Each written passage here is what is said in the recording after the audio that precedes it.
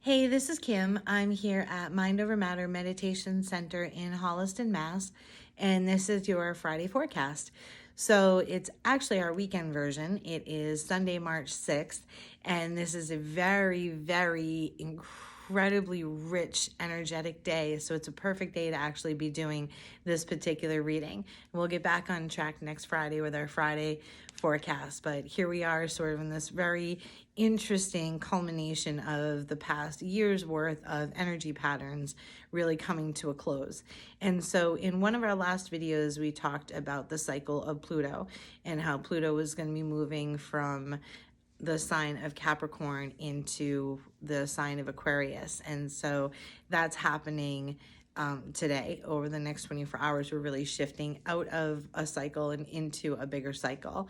And there's lots of stuff coming up in this next month, but we won't jump too far ahead. For right now, we'll just start with where we are in the moon cycle, since that's really our foundation. And I just love sharing the information about these cycles, because the more that we can look at the patterns of energy and look at the way that they relate to us, we can really start to learn more about ourselves as individuals and also as a collective, especially when there's such a desire to move in a new direction collectively. And there's lots of great signs pointing to that happening. So I'm really excited for that. So last Tuesday on March 1st was the new moon in Pisces. So right now the sun is in Pisces. So anybody with a Pisces birthday knows that this is where we're at. And now we have our final moon cycle, as I said, for the solar year that began with the new moon in Pisces. So what does that mean? So Pisces is a water sign, just like Scorpio. And a lot of people know how Scorpios can be deep and sort of edgy and emotional, which is not a bad thing, because our emotions are really there to help guide us. So the Scorpios in our lives can really help us get a handle on our emotional state. So if Scorpio is about going deeper in mind, body, and spirit, Pisces is really about taking that emotional component to the next level. And the deepest, darkest waters, the deepest emotions, your core stuff is what Pisces really gets into. So if you think of the cycle of the zodiac from beginning to end, we start with Aries. And so Aries is the first sign of the zodiac, the first sign of the solar year. And we move through the 12 signs and we come full circle into Pisces. And what it's about is a cycle of soul birth and maturation. And so here we are, where you're in the deepest waters and the deepest emotions. You really need to be able to go as deep and honest with yourself as you can if you want to really feel the full potential of what a mature soul evolution cycle feels like. It's actually pretty dynamic, the things that it can bring out, but it can take a lot of energy too. And so the theme of feeling like things are ending, when you feel like you should be in a place of moving forward or further ahead or whatnot. I hear a lot of people talking about the judgment they're feeling for not maybe being as further along the path as they feel like they should be at this point by the third month of the year. But again, it's a little bit tricky, because all of the energy for the first few months is really still about ending. It's not really ready to begin anything. We're still in that very yin energy of winter and the feminine and the internal housekeeping that's really necessary to get into that next phase of outward external energy. And so coming back to what the new moon cycle is all about. So the new moon cycle is all about that intentions and planting seeds and thinking about what you want to do next in the world. I have this great card and it says, what would you do if you knew you could not fail? And that's a really great question.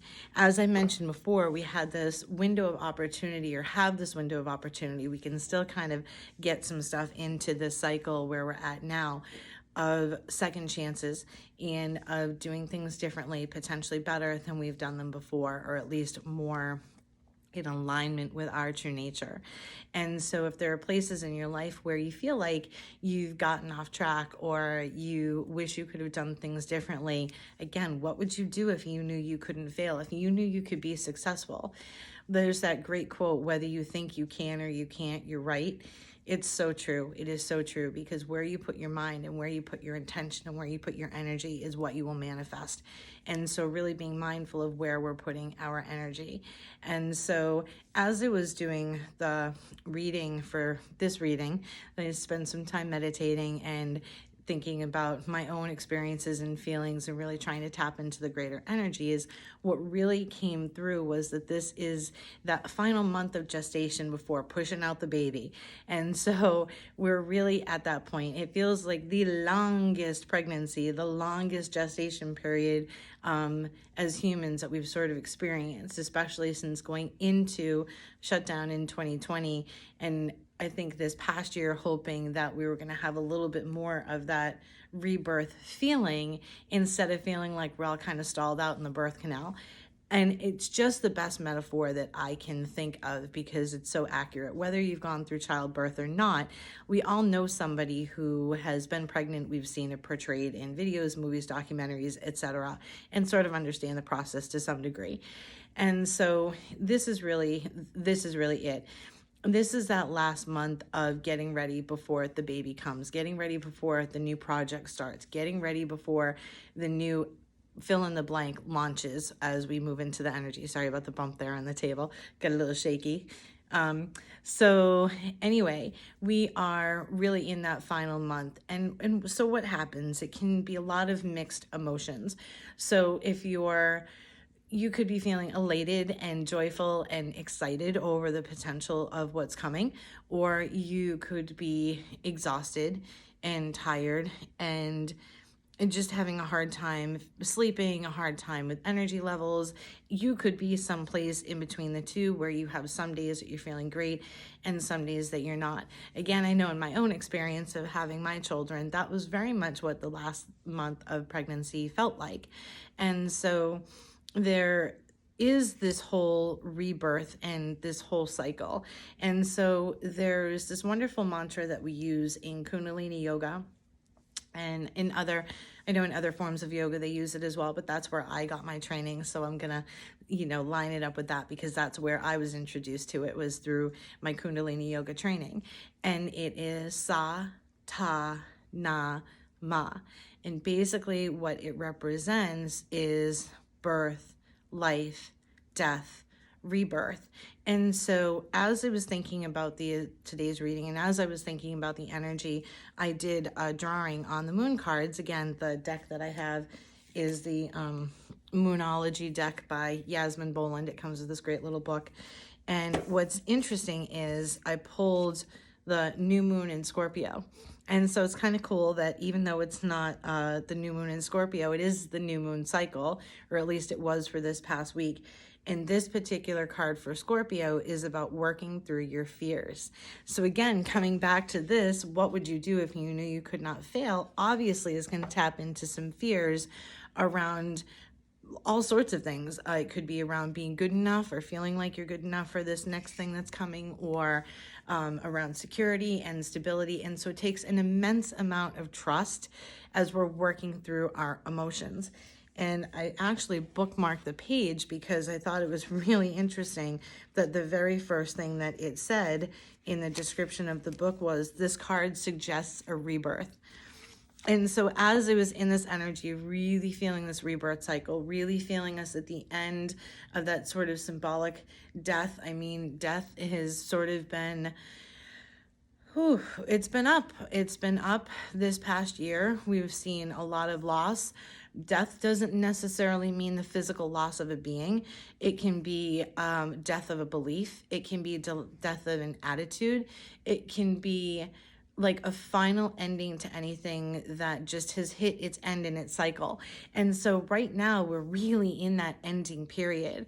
So allowing things to come to that natural closure, allowing things to fall away, trying to not feel like you need to hang on because of a lack of faith in the process. Try to find anything that you can find faith in to help move you forward. And so back to the mantra, this is really a great practice. And so the mantra are the words, and the mudra is when you associate hand movements or hand gestures or holding your fingers in a particular way, which is just another way to help bring the energy into the self and circulate it within the self with intention. So it's just another way to fine tune your intention with what you're doing and saying.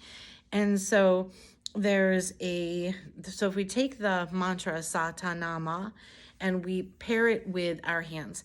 And so for each syllable, if as you think mentally, or you can say it out loud, Sa, you're going to touch your first finger to your thumb. So this is the process of birth. And then we have Ta, so we have life, Na, which is death, and Ma, which is rebirth. And so it's Sa, Ta, Na, Ma.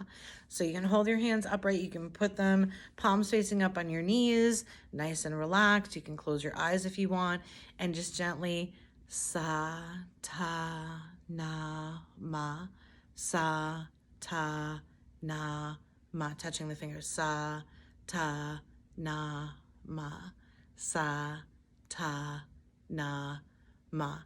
And just spend a few minutes. You can recite it, as I said, just quietly in your mind.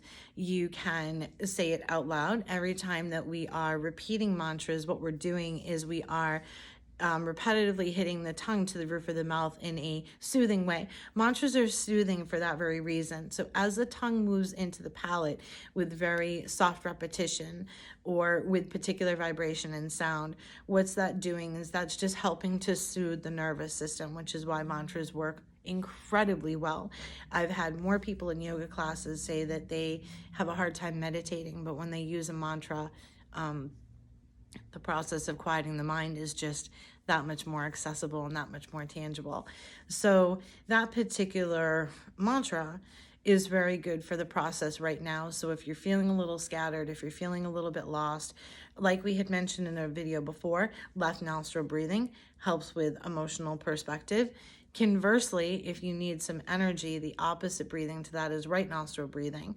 So if you're feeling that tired, if you're feeling that sluggishness, that you need a little bit more energy to help get you through the day, what you can do is you can block that left nostril and just take some nice long deep breaths through the right.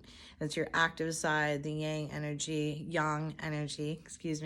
the sun, the masculine, the sort of active. So this masculine feminine, that's been the theme for the past few months. So Venus had gone into retrograde back in November, and last Saturday, a week ago Saturday on the 29th, Venus went direct. And so there's a lot of that masculine, feminine energy back and forth. We're also in a period where the winter, which is beginning to give way to the spring, so you have the feminine energy beginning to give way to the masculine energy of the sun. And so there's lots of energy going on right now. So assimilation happens in the belly. And what's interesting is we are in a third chakra year collectively. So collectively, every year, there's these vortices of energy that move through the earth in all sorts of locations. And we'll talk a little bit more of that in another video down the road. But essentially, there's these vortices of energy. And so they move through the earth, they move through us collectively. There's a bunch of different cycles. One of those particular cycles is a cycle of the 7 chakras that are associated with the physical body and the physical planet. And so this year being a third chakra year, we are in this solar plexus area. So solar, so sun. So this sun energy in the solar plexus. And so if you think about where your belly button is and you think about where your sternum is, so sort of where that bone that comes down between your ribs and your chest ends at the bottom, and that space between your belly button, that space in between is like the solar plexus area in a very general way of speaking. There's more specific points within it, but this is the area that we're talking about.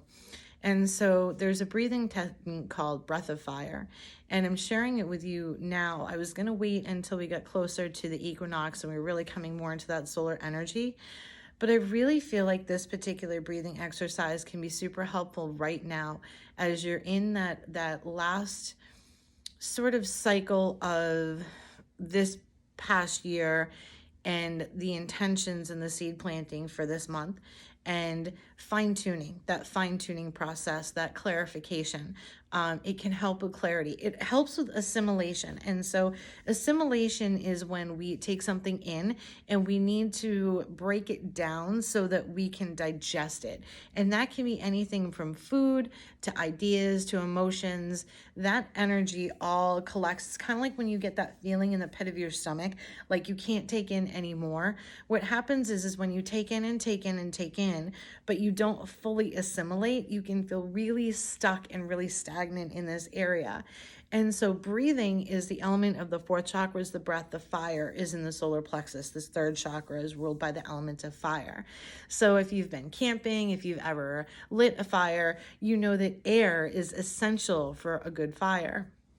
We actually really struggle with things like heartburn in this country. When you think about physiologically where the fourth and third chakra meet is at the bottom of the esophagus, and you have that pyloric valve, and that valve is like a muscle, and what it does is it acts to keep the stomach acids down.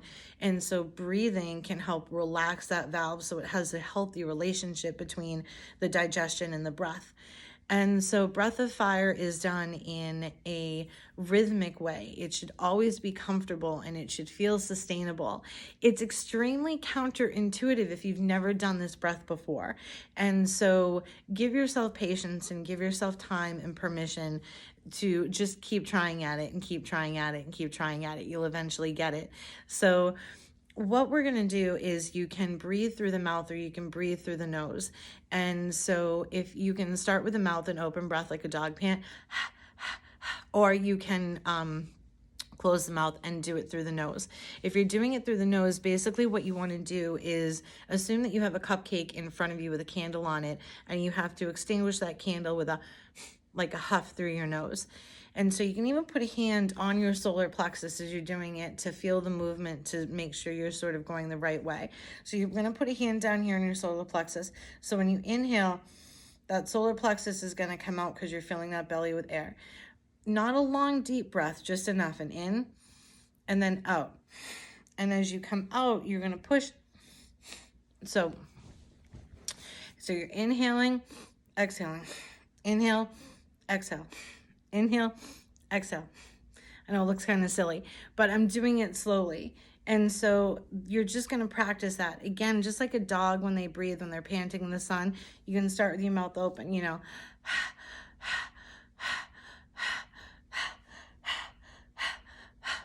And then close your mouth. So just practice.